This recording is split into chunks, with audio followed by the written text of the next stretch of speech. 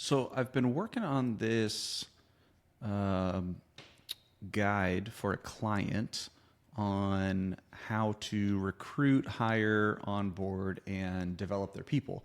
And I thought other people might find this helpful. This is kind of the approach I take when we're looking at building out that hiring funnel and keeping and retaining good people. So I thought I'd just shoot a quick video to go over kind of what that process looks like. So step one is really just addressing the brand. Within that, it's like, are you visible to the public? Do people know you exist? Do they want to work for you? Is there any kind of like allure there? Is there a company story? For this, I like to use a framework called present, past, future. It's like, here's where we're at now. Here's where we came from, kind of our grassroots story. And here's where we're headed. And the here's where we're headed is really what people want to know. And oftentimes we focus too much on the here's where we came from past, but that doesn't tell employees what's in it for them. So having a story like that, having a founder owner be able to sit down and do almost like documentary style, short little video describing that, having that on your website, social medias, things like that can be really, really valuable. Having your core values public so that from day zero, people know what your core values are. And really just like knowing who your avatar or your who is internally in the company. Who is it you're trying to speak to that you're trying to attract? Just like you would a customer or a client, do we know who it is we're speaking to from an employee standpoint that we're trying to bring in to the business? From there, we look at generating applications. So there's a lot of different ways to do it. We can do paid ads, earned media, owned media, manual outbound, affiliates, and word of mouth. So typically what I recommend is we want to have at least two to lean on here. And we want to know as we start to generate applications or as we start to hire, really, I would say before that, we want to insert a decision of, are we looking for somebody part-time, somebody full-time, a consultant, or an agency? And each one has its pros and cons, but really we're trying to figure out who's going to manage this person. What are they going to be responsible for? What does the business need? Do we need specialization where an agency that might have a more robust team might be a better fit? Or do we need the hands and it makes more sense for us to bring somebody in-house? And so different ways to attack this. From there, we got to have a plan in terms of how do we actually nurture those applications? How quickly do we respond? What's the next step? Is it obvious to them? Are we meeting people where they're at? Who's doing it? How often? And then what are we using to vet those people, right? How do we create an objective measurement? If that's something you're interested in, I have an entire document and process that we use for analyzing the job role and then using that as an objective measurement to kind of categorize your candidates. And it's also a great tool further down the line that you can use for development as well, to see how people stack up. From there, we go into the job offer. And so how do we decide to make an offer? What does that look like? How do we describe it? Other than just pay, what else do we bring up? Are there discounts, perks, benefits, equipment or swag? Are we clear on what the company vision is so people know what it is they're signing up for? Is there training and development that's going to help them develop and then gives them the potential to become more valuable to the marketplace or to the company? And then internally, is there a clear path forward? So from like a career development standpoint, do they know where it is that they can go in the business and how likely they are to get there, how much support they have in getting there? From there, the next phase is really that onboarding. There's a great book on this called Moments, and it talks about how people remember like day one at a new job, right? So if you walk somebody in to like introduce them around to everybody, you're like, hey, this is so-and-so, just wanted you to meet them, and you're interrupting people, they feel like an interruption. But if instead, let's say you could send out an email of like, hey, tomorrow at noon, I'm going to be bringing Ian by. He's new with us. He's starting in this role. Then when you walk into that person's office, instead of that person like, hanging up the phone and being like, yeah, what do you need? Instead, they're like, oh, you must be Ian. I heard you're starting with us today. Like, how much more welcoming is that for somebody in that onboarding? The other big piece here is just like setting expectations, right? Do they know what it is they're responsible for? And the big piece I like to hone in on is, do they know how long their onboarding process or like their training period is going to last?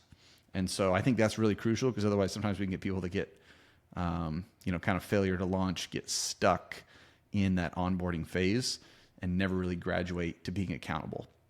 So I think that's important too.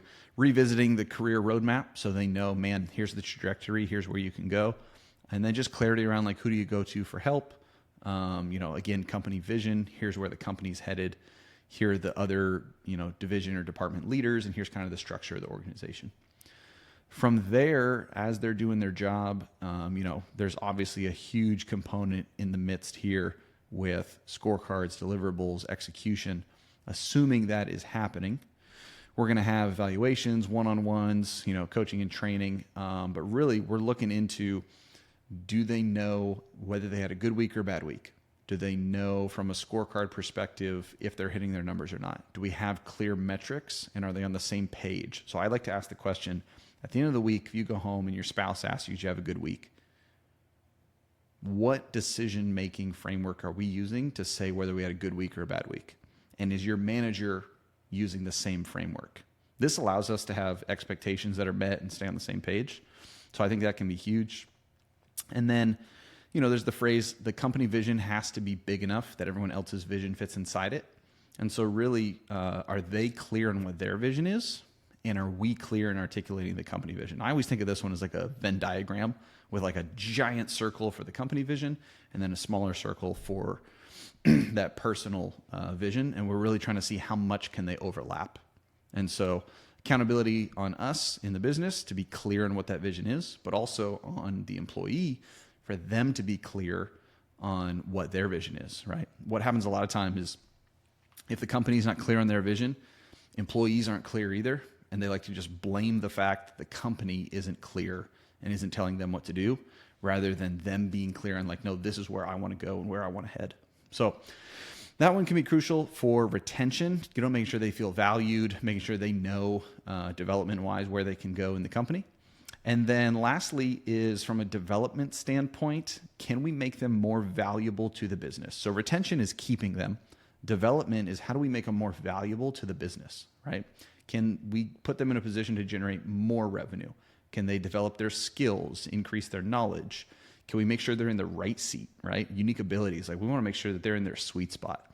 Are they clear on the career path? Does that align with their skill sets? Strengths, weaknesses, likes, and dislikes. This is a custom tool that I use with employees to go through trying to identify, what is that unique ability for them? So it can be a great exercise. Can also identify what are the things that somebody might be good at but hate doing, right? If you as a manager aren't aware of those things, what ends up happening is you keep giving them more and more of those responsibilities because they're good at it. You have no idea that they hate it. And eventually they begin to resent their job, don't like coming to work. One day they quit and everybody's blindsided with like, whoa, what the heck? Why'd they quit?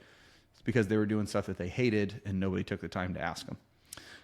Leadership development is another huge one. I think there's a huge, epidemic right now in the market where there's a lack of leaders and managers in the marketplace. I think entrepreneurship kind of threw the baby out with the bathwater when it came to anything corporate.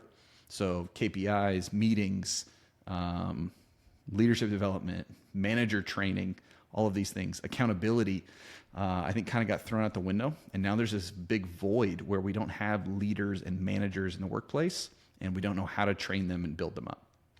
And then lastly is like skills and knowledge development. How do we make them more valuable to the business? And again, alignment-wise, are we in that same trajectory with where they want to go and where the business is going? So that's kind of the overview, the 7 core functions for recruiting, hiring, onboarding, and developing people. So branding is number 1, application generation, application nurture, job offer, onboarding, retention, and development.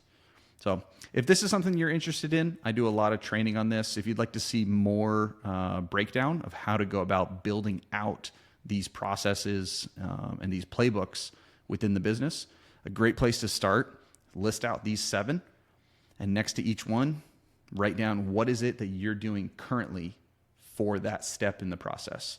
And you get a really quick visual aid on seeing, I've got a great plan for generating applications, but I'm not really doing anything to nurture those, close those people, or onboard them, And so you can visually really quickly see where you have a lot of action, where you have a great plan, and where maybe you're lacking in some of these things. So if this is something you're interested in getting more information on, shoot me a message and I can send you a training I did that breaks down each one of these categories and how to build out that process.